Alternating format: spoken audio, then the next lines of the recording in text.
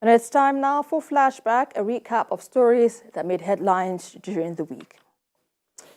We begin on Monday in Niger State, where a Nigerian Air Force Mi-171 helicopter on a casualty evacuation mission crashed near Chukuba village, Shiroro local government area.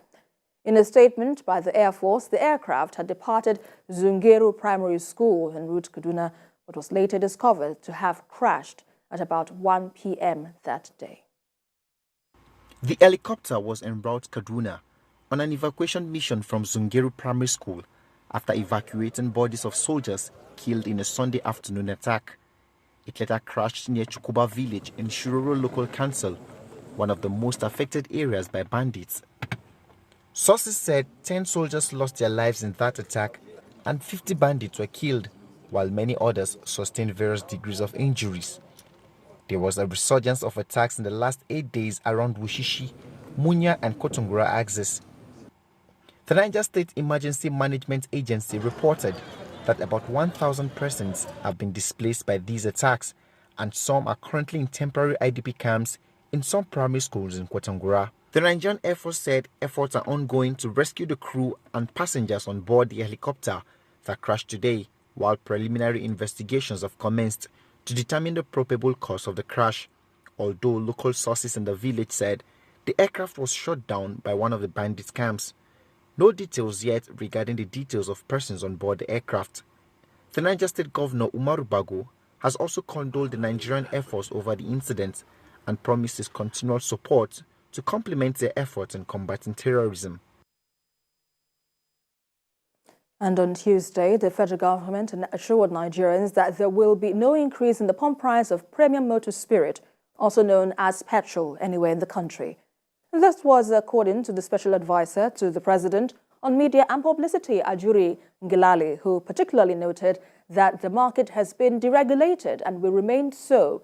He emphasized that the government will address the inefficiencies within the midstream and downstream petroleum subsectors to maintain prices where they are without having to resort to a reversal of the administration's policy in the petroleum industry. The federal government's assurances came after the organized labor threatened to go on strike without any notice should the petroleum price of petrol be increased. Mr. President wishes to assure Nigerians, following the announcement by the NNPC Limited just yesterday, that there will be no increase in the pump price of petroleum motor spirit anywhere in the country.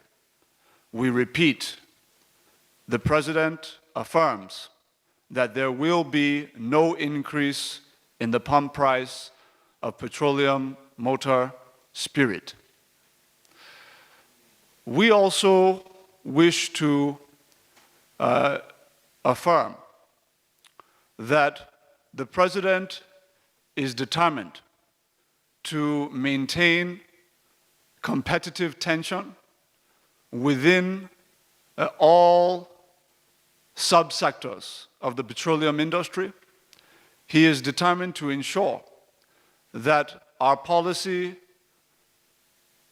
drawn up as well as policy implemented follows the cue. And still in the week under review, President Bola Tinubu on Wednesday assigned portfolios to ministers designates in the nation's capital, Abuja. The Senate confirmed only 45 of the president's nominees out of the list of 48 names sent for screening. These ministers designate now know their job descriptions and will be sworn next Monday. President Bola Tinubu have assigned portfolios to ministers designate that will be sworn in on Monday, 21st of August. The Senate confirmed only 45 of the president's nominees out of a list of 48 names sent for screening. These ministers designate already know their job descriptions as President Bola Tinubu gets set to inaugurate the Federal Executive Council. In the list, there was no portfolio for the Ministry of Niger Delta, which technically suggests that the ministry may have been scrapped by the president. Some ministries were also unbundled and new ministries created.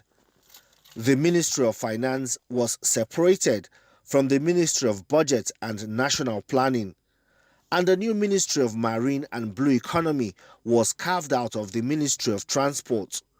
What used to be Ministry of Mines and Steel was split in two and is now Ministry of Solid Minerals Development and Ministry of Steel Development. The former governor of Rivers State, Nyesom Wike, will be the first person from the south-south region of the country to be given a portfolio as Minister of the FCT. President Tinubu also assigned Wale Edun as the Minister of Finance and Coordinating Minister of the Economy. A portfolio of the Coordinating Minister of Health and Social Welfare was given to Ali Pate.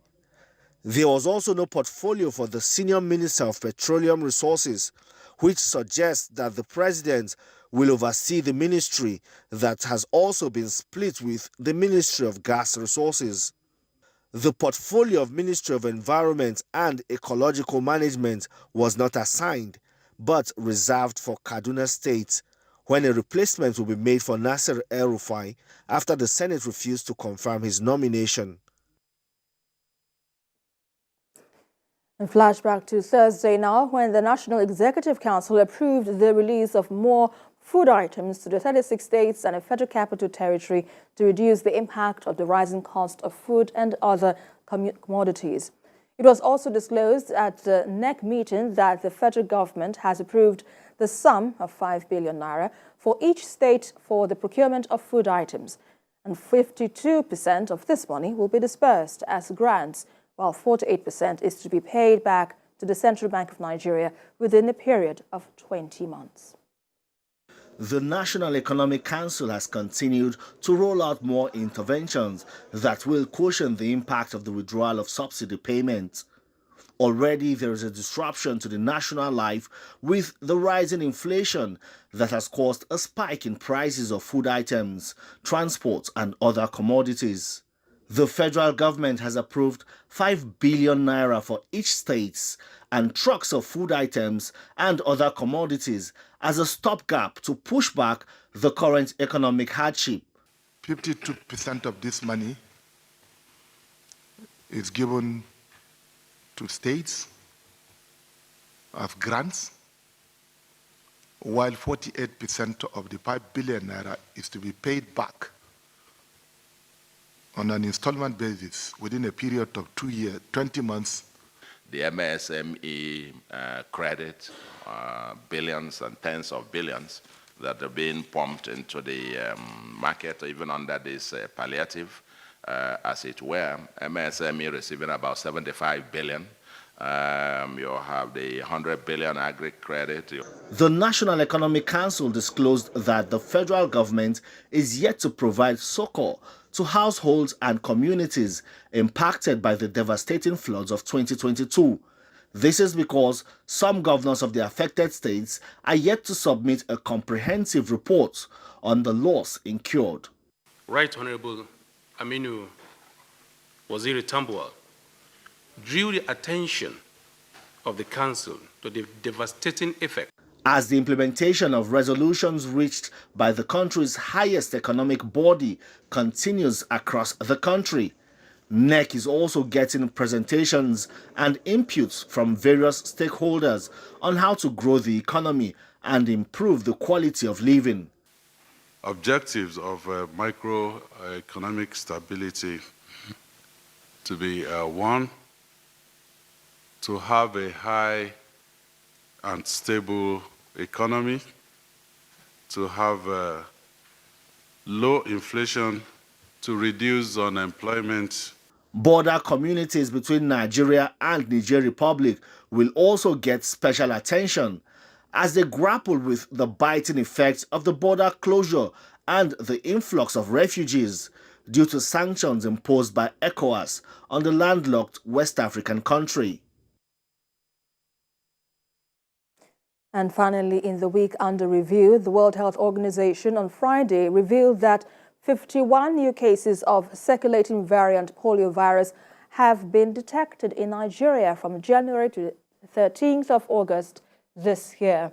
This was disclosed by the WHO country representative in Nigeria, Dr. Walter Mulombo, during a strategic meeting in Kaduna State organized by the National Primary Healthcare Development Agency in collaboration with the Sultan's Foundation for Traditional Leaders of Inaccessible Communities in the Northwest Zone.